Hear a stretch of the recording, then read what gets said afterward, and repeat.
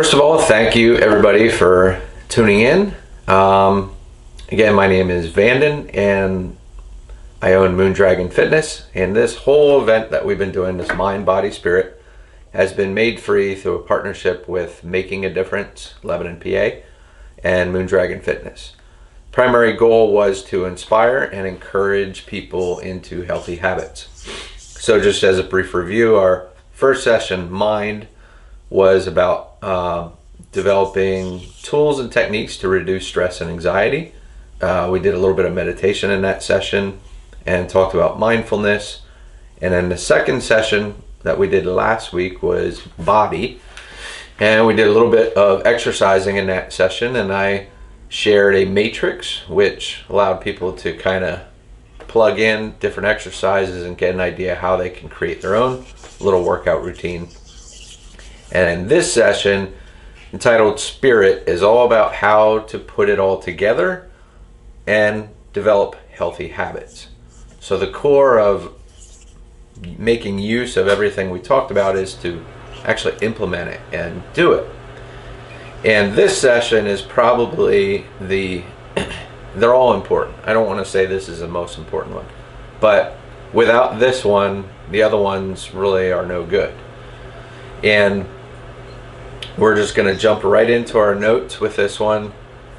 And the first thing we're going to talk about is, why is it difficult to create habits? So the first thing is, we resist change. People just have a pattern that they already do. We all do. And that pattern is very difficult to break up because it's already become habit. And a lot of times those habits that we already have are born out of necessity. So the things that we do throughout our day are things that are decisions we've made that were necessary either for work or family life or whatever we may be doing. And those habits have become ingrained to us, and they usually over time accumulate a mass that takes up our entire day. So excuse me 1 minute, I'm just going to put everybody on mute here.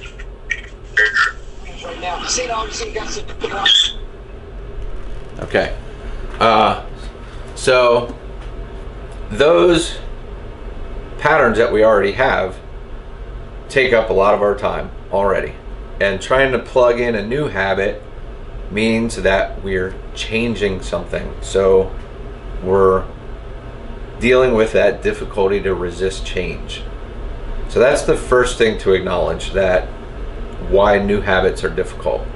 It's because we resist the change, and we already have a pattern that we've created that it kind of making a new habit upsets that arrangement we already have. So the second thing on our notes is, well, that about the patterns that we already have and how they conflict with creating new habits. And it's important to note, like I said, those patterns that we already have are probably born out of necessity. So a lot of times there's a degree of frustration that kind of gets brewed up because we think when we're trying to do the new habit, we're like, well, this ain't gonna work. I gotta do this other thing that's, probably important, but we can very easily sort of sabotage that new habit by just making that comparison and saying, well, this needs to be done, this is necessary, sorry, new habit, it was a good idea, but out the window because I got to do this. So it's right now we're just analyzing that and saying this is indeed most certainly a reason why habits are hard to create. The next one is, we take on more than we can chew. So we get a grand idea, we're inspired by something, and we want to do this new habit, make this a new self, but we take on way too much, and it becomes overwhelming, and we're not able to keep that kind of consistency with that degree of the amount of change that we're trying to create. So taking on more than we can chew is a big one. And again, I'll just use an example for myself. Earlier in the year, we did Breathe in the New Year. I think actually some of you were a part of that. I did a little session where we talked about setting goals and mindfulness in that session. But I created a matrix, and actually it's the matrix that's in your notes that we'll be talking about today. And if anybody knows, I'm also into playing guitar. I'm also into painting. You know, I got way too many interests. So anyway, on my matrix, I had things in there to accomplish with painting, things to accomplish with guitar playing, and then of course personal training and running a business and doing this type of thing, and then martial arts. So I had a lot of stuff on there, and I had to reevaluate it and realize that I was biting off more than I could chew. And part of that reevaluation was just to approach it honestly and without too much reproach, which we'll get into that, like too much self-admonishment. Like I didn't want to talk bad to myself and say, oh, you know, you're not able to do this. This is, you know, blah, blah, blah, blah. I just simply said to be realistic and make sure I can achieve these other things. Some things have to go, right? So some of my guitar playing goals sort of went down in my hierarchy of values, and some of my art goals kind of went down too, in order that I could focus more on martial arts and running Moondragon Fitness. So sometimes when we take on more than we can handle, we have to be honest about it if it is too much, and realize we just need to modify it, not throw it out completely. Like I still draw a little bit here and there, and I actually do have a painting commission that I'm going to be working on, but I just realized that the goals I had set were a little too high. So the next one is paralysis by analysis. So the reason that this creates an obstacle with creating a new habit is because we're thinking too much about it. We're analyzing every little thing, and then usually through that analysis we end up canceling out even doing it. So let's just take working out. So we think about wanting to do some kind of workout routine, and then we analyze it. We say, well, when am I going to do it? Okay, I'm going to have to think about that. What's my current conditioning level? Like, how much can I do? Where am I going to do it? Who am I going to do it with? And then we really kind of go really deep with the analysis, and we start sort of canceling out so many factors, and just sort of we end up sort of falling down to the point where we say, well, I'm just not going to be able to do this because there's too many things that are in the way. So that's a huge part of why sometimes it's difficult to make new habits, paralysis by analysis. So those are some of the reasons why it's difficult to create new habits. Let's now look at some things that help us to create new habits. So what are some things that allow us to gain the advantage to create and develop and maintain new habits? The first one is small steps. So any new habit you're going to do, we want to just incorporate small steps. This comes back to the other thing, we don't want to take on more than we can handle. So let's say, for example, it is working out. What I would suggest is that you actually start by just doing some kind of stretching routine and keep it consistent. Find a point in the day that you have at least maybe 15 minutes. And during that 15 minutes, you dedicate to doing that stretch. And maybe every day is not realistic neither. So that might be too big of a step as well. Maybe we start with 2 times a week. But consistency is important. So when you think about when those 2 times a week are, try to pick a day and a time that you can maintain without too much interruption. And then that day and time becomes when you do that thing. So over time, you can introduce other small steps once that becomes habit. So let's say healthy eating is one of your goals, to eat a little bit healthier. So a good, really excellent entry level small step with this is first just observation. I tell a lot of my clients when they first start with me, don't make any changes to your diet. Take 2 to 3 weeks and just observe it. Make a note of it. And then you become aware, like, oh, I didn't realize I actually drank a soda every day, or I didn't realize I eat that candy bars throughout the day, or that I go to that snack machine at work and I'm always pulling out M&Ms and a soda or something like that. Or maybe in your meals you have a lot of pasta and very little protein, and maybe after your meals then you have a really big dessert. And you become aware of this just through observation. So that's the small step. And the first step is just to observe. And then the next step is to make small modifications. So maybe taking fruit and vegetable slices to work so that you have those to, rather than the machine, right? Instead of going to the machine and pulling out candy bars and sodas, you actually are you've sort of curb that off by having something already pre-prepared that's a bit healthier. And then the next step would be going into your meals and modifying those to make those more healthier. So do you see the progression? We don't want to go like bore on right away, be like, oh, that's it, all junk foods out the window, all I'm doing is eating whole foods and natural foods, and because your body will crash. I am speaking from experience. So you want to take those small steps, and then realize also that there is allowance for just reward, and we'll get into that. That's coming down later on.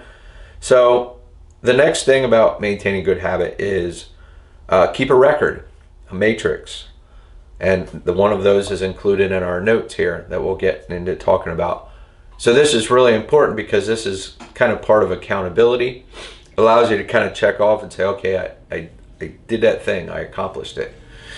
And it keeps the consistency, because if it's always on that matrix at a certain time of day, then it helps you to maintain that habit. Now, a lot of people might be familiar with it takes 60 days to create a new habit. That's relatively true, but what a lot of people don't know is sometimes it can actually take up to a year. So it's different for everybody. It's 60 days is a good kind of baseline, but for some people it actually takes considerably longer. Some people might actually be sooner. But consistency is very important for creating the habit.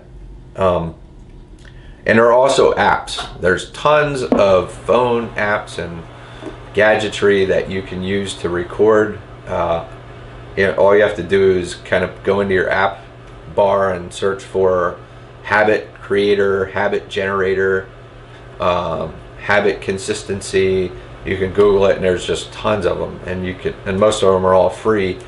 And what they do is they're matrices that let you record and keep track of it, and of course they'll buzz and alert you if your time is coming close to doing the thing. If people have watches, like Apple Watches or anything like that, they have a lot of the same kind of features where they remind you of your rings that you may have closed or not. So these type of things can be really useful as record keeping and just keeping the consistency. Hierarchy of values. We've talked about this in every other session, and here it is again. This is just a really important one because where you place your values is where you're gonna place your time. So if it's really low and you're like, yeah, I really want to do that thing, but you keep it, it's not that important, you're not going to do it. Here's an interesting little statistic. 8% of people actually keep their New Year's resolutions. 8%. And one of the reasons that happens is because it's low on their value scale. It seems like a really good idea. I want to do that, but they don't put it up there. And remember last session I gave the analogy, if you really, really want it to be up there, then treat it like work. So if you had to go to work and your resolution was to call your boss and say, I'm sorry, I'm kind of not feeling it today, that's probably not going to go over too well. Or if you call up and say, yeah, I have a movie I want to watch tonight that's coming on, sorry, I can't come to work. Or, yeah, me and some friends are going to go hang out, can't come into work today, right? So, because work is usually up there on our hierarchy of our values, because that's something that has a direct importance to everything else in our life. So if we put healthy habits up there and we start saying, well, there's no compromise on this, I have to do this thing, it's more likely we're going to then treat that habit that we're trying to create with a little more oomph, a little more emphasis. So the next one is motivations and visualization, and always keep in mind why we're doing it. So if we're making a new habit to be a healthier person, we have to remind ourselves of the importance of that, like why we're doing it. What is the motivation for it? The motivation is to just live a healthier life, to not maybe have as many aches and pains, and to increase our threshold of strength and endurance. And then how does that affect everybody around us? Being healthy also puts us at a better disposal to our family and friends, more capable and functional with them. So these are all reasons to keep in our mind, like why this is important. So the motivations and the why of the new habit are a big part of how we can help keep the new habit. So visualizing as well, like seeing yourself where you want to be with your direction.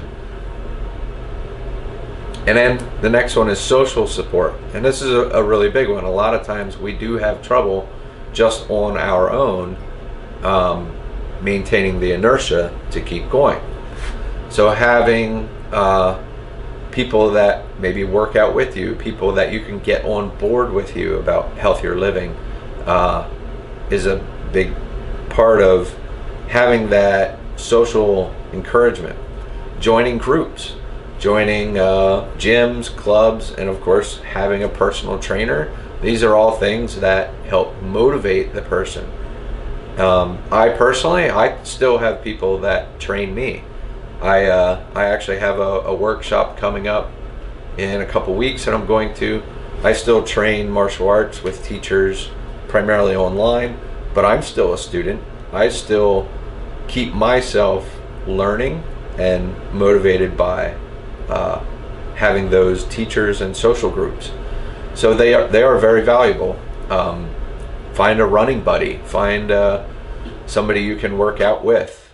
Find someone that you can maybe just chat with and say, hey, this is what I'm doing and what are you doing? So social support is a really good motivator to help keep healthy habits. Next one is reward. So the reward sometimes can be even like maybe after having 2 weeks of pretty good healthy eating habits, then you reward yourself with just a fun meal, right? One that's probably not so healthy, but it tastes really good. There's nothing wrong with that. There's rewards in terms of even buying something. So we didn't talk too much about switching out habits, but let's say, for example, you are a smoker and one of your habits is to be a healthier living and also cut down on the smoking. So maybe as you're cutting down on the smoking, keep track of the money that you would spend on that and put it aside, and then use that money as sort of a reward system to encourage stopping that unhealthy habit. So there's different ways of incorporating rewards. Maybe just simply just going out and doing something fun, and make it a poignant connection that the reason you're doing this thing that's fun is because you feel good about what you did, right? So if you like lifting weights and maybe you have a certain goal for a bench press or a deadlift, and you're like, that's my goal, and then when you reach it in 2 to 3 months, then maybe you do something really fun to go kind of celebrate that. Next is to focus on the process, not the outcome. So this is a big one because change takes time. Change is a gradual, slow progression, and we generally do not see the rewards right away. We don't see our effort. So we have to learn to love the process.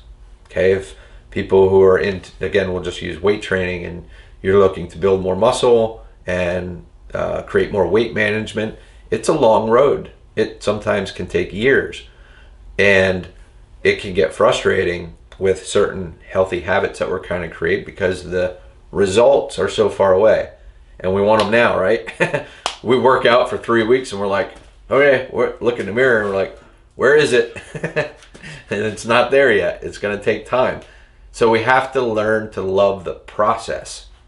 You have to really kind of enjoy the working out. You have to learn to make that connection to why you're motivated. Again, coming back on the other thing that we're talking about, during the process of doing it, we learn to enjoy it because we know why we're doing it. We connect the why to what we're doing.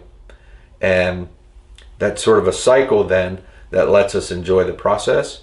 And then when the benefits start to come later on, they help to reinforce, So let's say someone who, let's go with the smoker thing again. So they start reducing the amount that they smoke and they start working out and they notice they actually have more breathing capacity. They're not out of breath so easy. This then helps to sort of get behind enjoying the process. So sometimes it does take a little bit, like at first you might hate the process, but as you start seeing some of the benefits of it, that kind of comes back around, it cycles, and it motivates the process and it helps you to enjoy it. So you're not so focused on the outcome. Next one is if ... then. So what this one means is we need to make a fail-safe. So if something happens, we have to consider, okay, this is what I'm going to do so that I don't completely fall off the wagon. So for example, if we end up not eating so healthy, we then just accept that that's what happened and today's a new day and we start over, right? If we miss a workout, then what we'll do is we'll find a day that we can make it up, or we just accept that it happened and now we just move to the next one. So this is called if and then. So it's about creating a fail-safe to sort of preemptively, mentally, psychologically be prepared for potential, falling off the wagon now and then. It's going to happen. So we just kind of tell ourselves, if this happens, then I accept that this is what I'll do to deal with it. Because the alternative is to just get upset, frustrated, and throw it out the window and stop altogether, right? We don't want to do that. Okay, so we went over why new habits are difficult to create, and then we went over how we can help to maintain and create new habits. So the next thing that we have is our matrix that everybody has the notes on, and we're just going to look at that, and I'm going to explain how that works. So in this matrix, it's a way to record what we're doing. So we have a week 1 and a week 2 chart, and as you print these out, you can just keep them in 2-week things, or if it works better for you, you could write in 3, 4, 5 and just keep it going like that. But they're going by the weeks here and activities. So what we would do is in the activity bar, we put down, let's say, eat healthier. And then in the next one, maybe some kind of workout. Let's just say it's starting with stretches. So for the eating healthier, what we could do is each day just kind of put a check mark that was successful. If we have a day that maybe not so much, then we maybe circle it. And we could even put notes in there. Now for the workout, maybe we only do 2 or 3 days a week. So we put in the days and times that we're doing that, and this kind of keeps us accountable. This is really all about accountability. And it might be other things too, because all of this that we're talking about can be applicable to anything. If you have a particular interest, if you like art, any form of art, whether it's music or painting or drawing or knitting, whatever it may be, this could be something that you put in here as well. And then you make a note, like you say, I want to do this 15 minutes every day, or 15 minutes 3 days out of the week, and then you pick them. And then you keep your accountability with that. So let's say Monday, Wednesday, and Friday, you're going to play guitar for at least 15 minutes. So you actually write that in there. You put guitar in activity, and then you'd put Monday, Wednesday, Friday, you put 15 minutes. Just write that in. And then maybe put the time, like 6 p.m. would be a really good time for this. And then when you do it, you put a little circle or a check, or maybe use a magic marker. It doesn't matter, however you want to keep track of it. And then it's sort of like it reinforces that you actually did it. It's in its own way sort of a gratitude system, because it feels good to be like, okay, cool, I did that. And then Wednesday, when it comes that time and comes around and you do it, you're like, okay, cool, I did that. And this process of always marking off, all right, I did this today, that little gratitude of accomplishment is a good reinforcing element to creating new habits. So that's another reason why keeping a record like this is really good. So that activity could be anything. It could be, of course, the focus of all this is about health. So we want to think about how it can be with working out or stretching and healthy eating. Maybe mindfulness is part of one of your goals. So maybe meditating 5 minutes every morning, and then slowly increasing that over time. Remember, small steps. So this is a way to keep track of it. So you could go in there and be like, okay, mark off, I meditated. You put a little M in there, or however you want to do it, and you just keep track of that. And over time, what's really good about these record keeping is you look back at it after a month or two, and you're like, oh wow, okay, I might have kind of missed one or two, but for the most part, I'm doing pretty darn good here, right?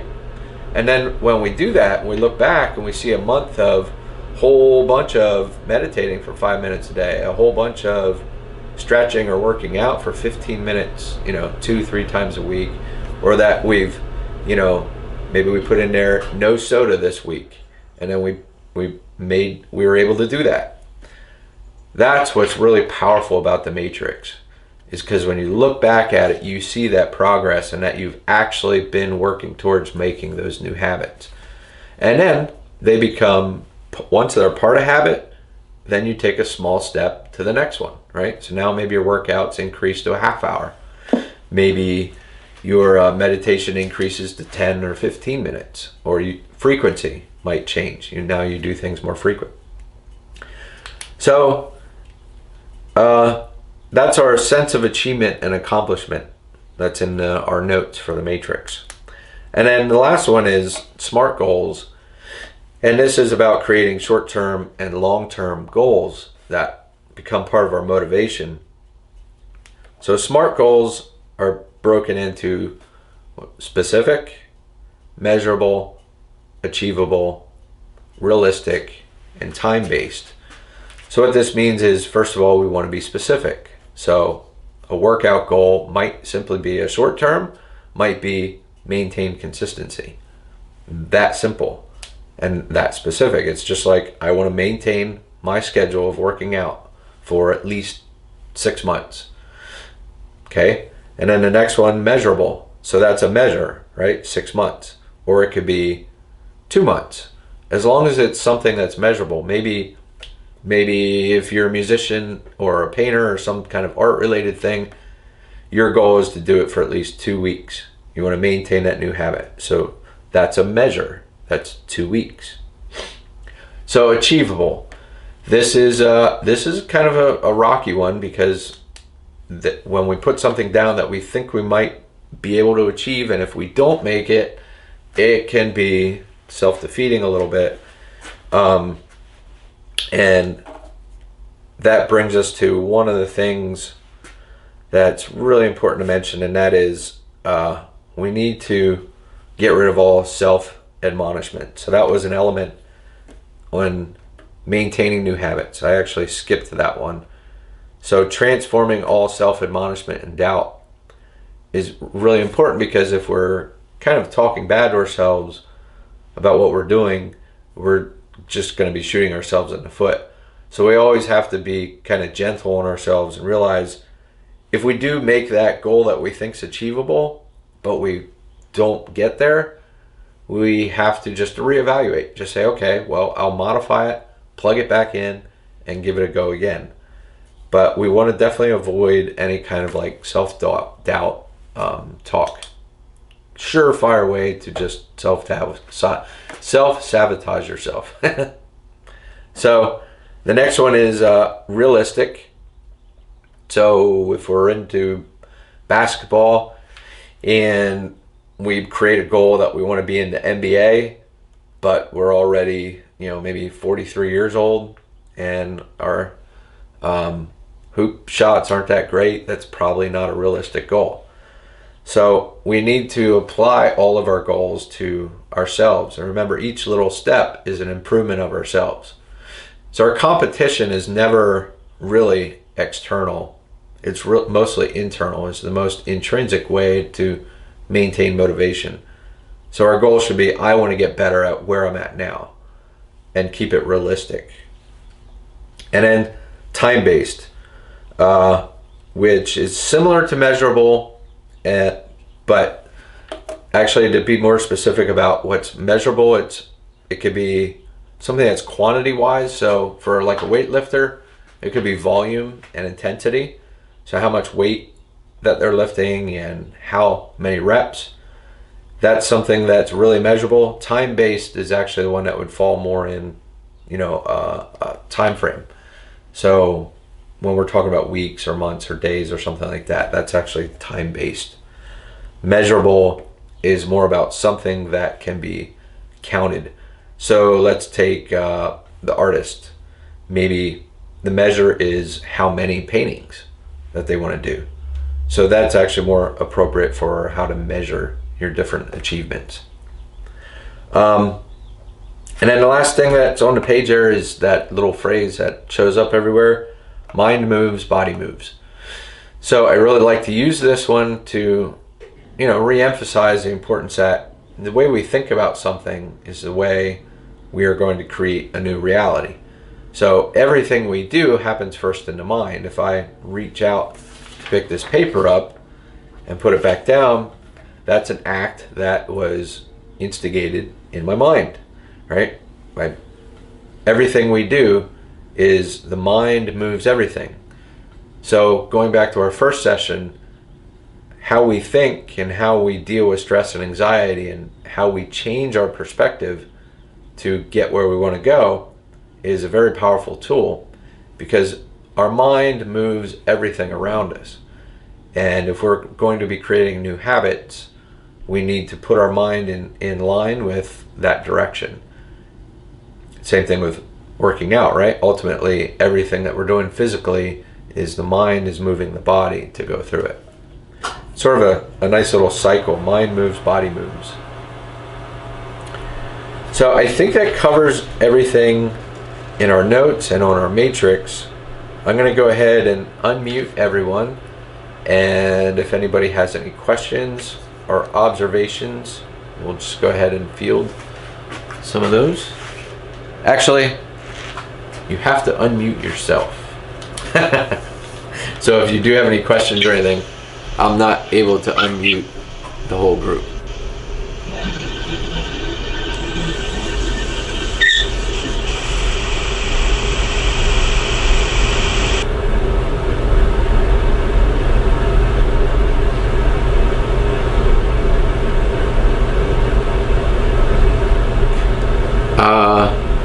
You have to make sure you unmute yourself. There should be a little button somewhere that says unmute.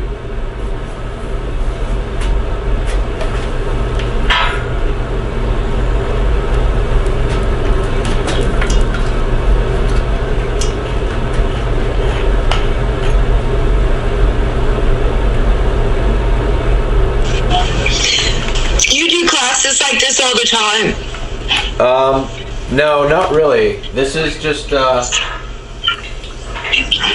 a one-time little seminar that we put together.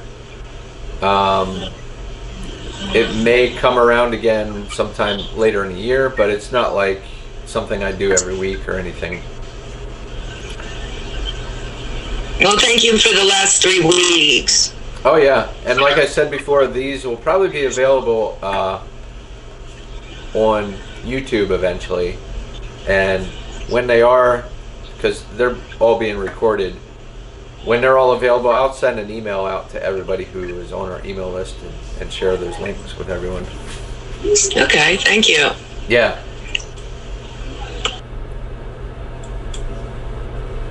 Yeah, but if anybody has any questions, honestly, about any of the sessions so far, not necessarily just this one, anything that we've done so far.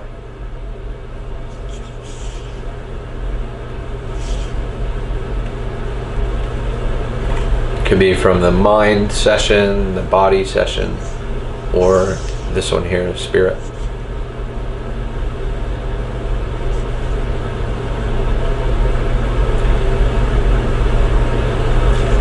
And actually, if anybody during the course of next month or two, if you happen to be employing and applying some of the things that we talked to, I'd love to hear from some people and say, you know, this actually worked, or even if it doesn't work, you could still send me a message and be like, hey buddy, I'm really having trouble with this. This doesn't seem to be working, and maybe we can chat it out and see if we can figure out a way to modify approach. You know, the biggest takeaway I think that I always like to emphasize in this stuff is small steps. It's just a little bit at a time. You know, I'm not a perfect being. I have a lot of things that I still work on modifying for even healthy habits as a personal trainer, and that's kind of like my main thing. There's still things that you know, I'm like, yeah, you know, I could probably increase that or this, but that's part of being human. It's realizing that it's just a bunch of little steps put together that get you where you're going, and it's just taking those little steps and making a point of doing them.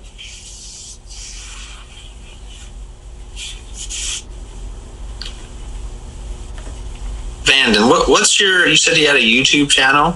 What's your channel? So it would just be Moondragon Fitness on YouTube. There's not a lot on there right now. It's I think I have a couple Wellness Wednesday videos. They're just short little 5-minute videos. You're welcome to go check them out, but I try to do a Wellness Wednesday video every week, and then I load it onto YouTube. But these will eventually be on there once I get to doing the production on them. Hey Vanden, I put the link to the YouTube channel in the chat box. Okay, yeah. Awesome, thank you. You're welcome. And I think I'm the only Moondragon Fitness out there. So if you go to YouTube and you just literally just put Moondragon Fitness in YouTube, it comes up. And then really the main way to stay up to date on things I have is through my Facebook. That's where I'm most active. I'm not the most social media. I don't even have an Instagram with Moondragon, but Facebook is where you can kind of see most of the stuff I got going on. The next thing I have going on as far as public community engagement is I have a Qigong class I'm going to be doing in May, and that's going to be through WellSpan. I'm going to be working with WellSpan to do a Qigong class in May. That's the only community related thing I have going on. Now once it gets a little bit warmer, which will be literally probably within a month, I'll be back to doing my fitness classes in the park. And that's every Tuesday and Saturday morning at 9:30. So Sorry. That's early. yeah. Something I was going to ask you. Yep, I do those every Tuesday and Saturday at 9:30. Right now I'm just doing them virtually, but they'll be at Stover's Dam once it gets a little bit warmer here.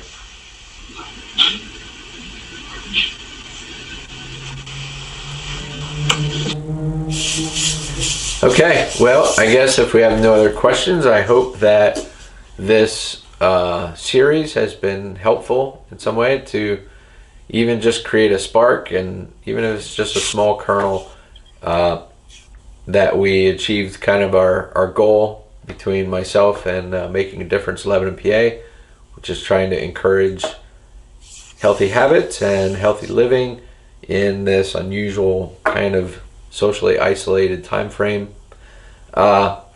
If anybody wants to go to my Facebook page, Moondragon Fitness, and give a review, that would be welcome.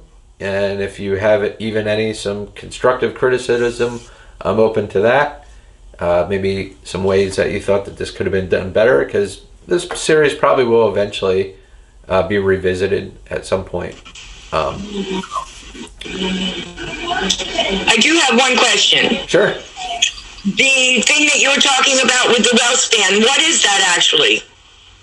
So Qigong is a form of stretching and moving that is a little bit more in depth than just stretching. So it's about combining our breath and our motion and really listening to our body.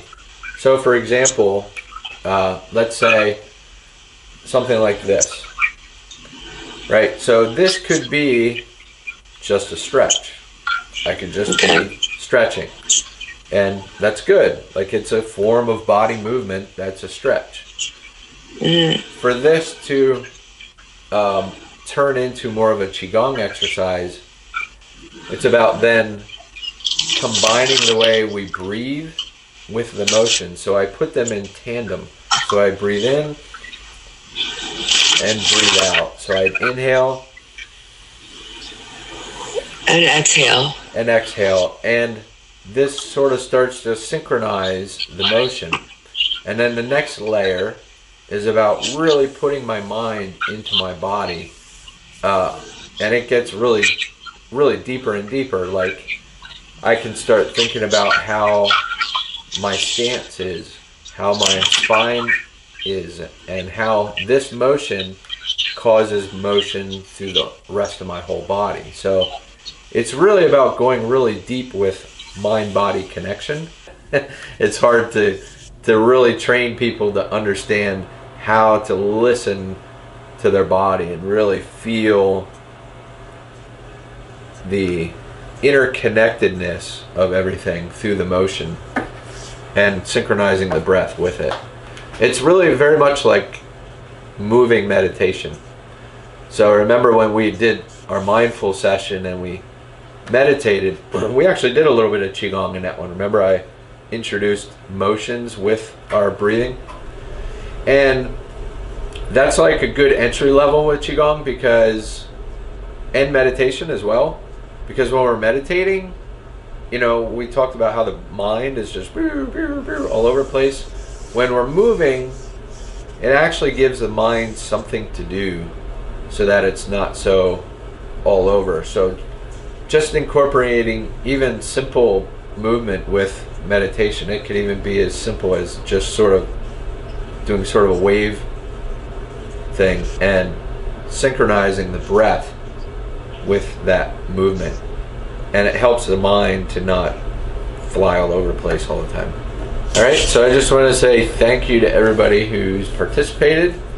You guys are my soldier troopers in this group. Stuck it out to the end. I really appreciate you being here, and hopefully this is useful, even in some small way that you can apply to your everyday life. And always feel free to reach out to me through a message and ask questions. Like I said, even just to say, hey, this was awesome, or hey, I'm really having trouble with this. So, all right. Well, thank you again. You're welcome. Thank you. You guys take care and go out and enjoy the good weather today. Thank you, Vanden. You're welcome. Yeah, thank you, Vanden.